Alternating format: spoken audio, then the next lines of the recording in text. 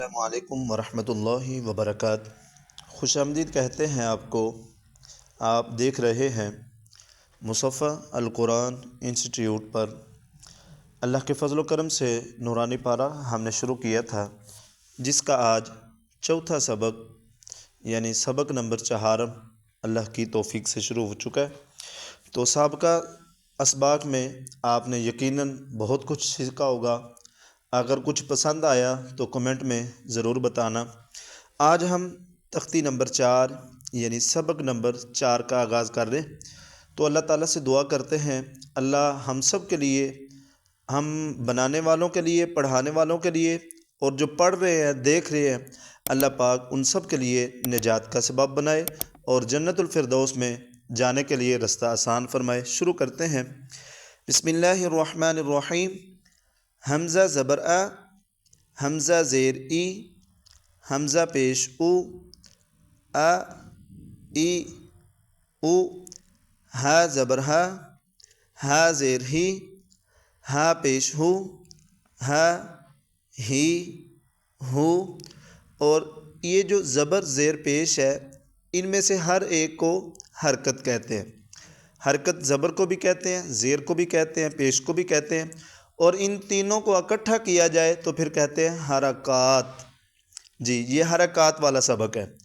عین زبر ع، عین زیر عی، عین پیش عو، ع ای او، ح زبر ح، ح زیر حی، ح پیش حو، ح حی حو۔ جھٹکا نہیں لگانا، بڑے آرام سے ادا کرنا ہے۔ اور یہ جس طرح میں پڑھ رہا ہوں تلفظ کے ساتھ اللہ کے قرآن کو جتنی خوبصورت آواز میں ہو سکے پڑھے، جتنا تلفظ میں ہو سکے پڑھیں، اور جب انسان اس طرح پڑھے گا تو یقیناً اللہ تبارک و تعالیٰ کو پسند آئے گا۔ تو آپ کا پڑھنا باعث رحمت، باعث برکت اور اللہ تعالیٰ کی رضا شامل حال ہو جائے گی۔ جی غین زبر غ، غین زیر غی، غین پیش غو، غو غی غو، خا زبر خا، خا زیر خی، خا پیش خو، خا خی خو، قاف زبر قا، قاف زیر قی، قاف پیش قو، قا قی قو، کاف زبر کا، کاف زیر کی، کاف پیش کو، کا کی کو۔ یہ جو دونوں ایک قاف ہے ایک کاف ہے، جو دو ڈاٹ والا ہے اس کو موٹا کرنا ہے اور اس کو سختی سے ادا کرنا ہے، اور یہ جو دوسرا کاف ہے اس کو آرام سے ادا کرنا ہے۔ یعنی اس طرح سمجھ لیں، دو نقطے والا جو کاف ہے اس کو موٹا کاف کہتے ہیں، اور یہ حروف قلقلہ میں بھی آتا ہے۔ اور یہ جو دوسرا کاف ہے اس کو نرمی سے آرام سے ادا کرنا ہے، اس کو کہتے ہیں، یہ بریک کاف ہے گرامر کے لحاظ سے۔ جی جیم زبر جا، جیم زیر جی، جیم پیش جو، جا جی جو، شین زبر شا، شین زیر شی، شین پیش شو، شا شی شو، یا زبر یا، یا زیر یی، یا پیش یو، یا یی یو، ضاد زبر ضا، ضاد زیر زی، ضاد پیش زو، ضا زی زو، لام زبر لا، لام زیر لی، لام پیش لو، لا لی لو، نون زبر نا، نون زیر نی، نون پیش نو، نا نی نو، را زبر را، را زیر ری، را پیش رو، را ری رو۔ اچھا اس میں ایک بات ہے، یہ دیکھیں را جس کے اوپر زبر ہے اور پیش ہے یہ دونوں سبز کلر میں ہے، اور جس کے نیچے زیر ہے یہ بلیک کلر میں ہے۔ اس کا فرق یہ ہے کہ را کے اوپر جب پیش اور زبر آئے گی یہ را موٹا پڑا جائے گا۔ یہ جتنے بھی سبز کلر میں حروف ہیں یہ سب کے سب موٹے حروف ہیں۔ ان کو موٹا ادا کرنا، موٹا کرنے کا میں نے طریقہ بتایا تھا۔ حرف کی آواز کو منہ کے خالی حصے میں لے جائیں تو حرف خود بخود موٹا ہو جاتا ہے۔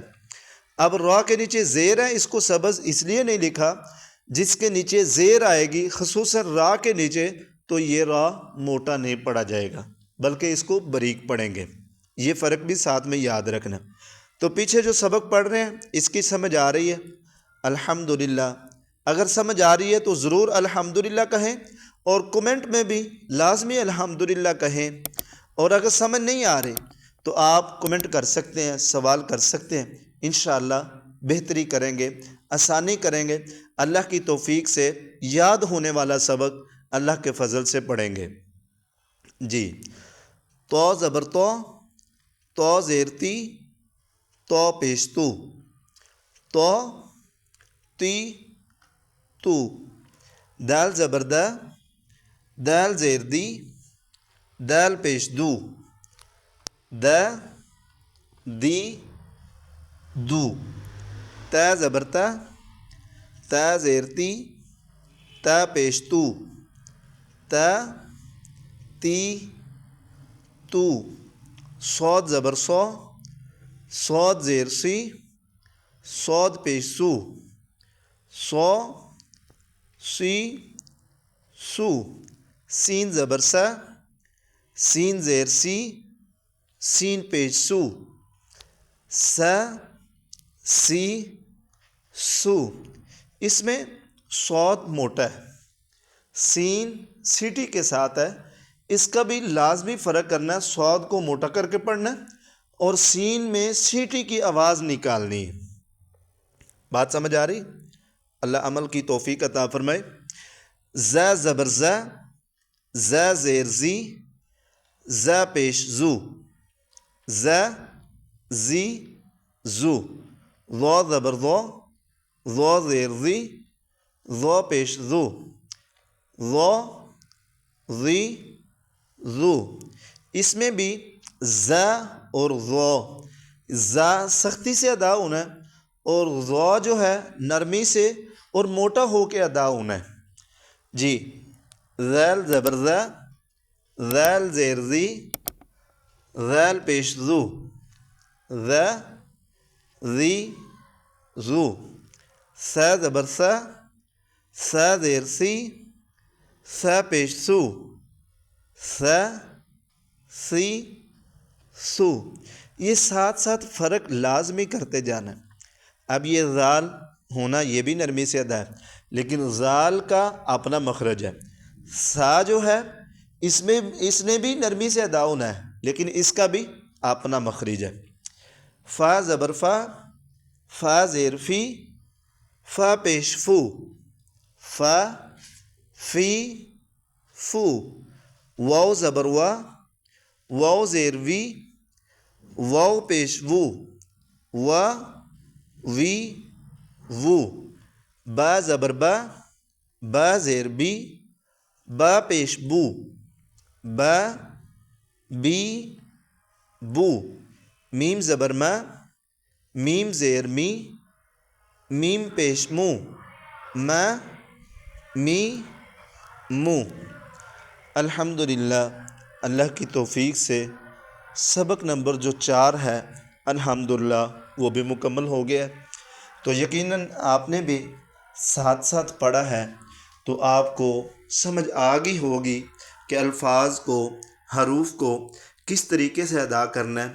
جتنا خوبصورت کر سکیں گے، جتنا اچھا کر سکیں گے اور پھر اس لحاظ سے پڑھیں گے، اللہ کی توفیق سے سمجھنے کا، پڑھنے کا ضرور مزہ آئے گا، ضرور لذت حاصل ہوگی۔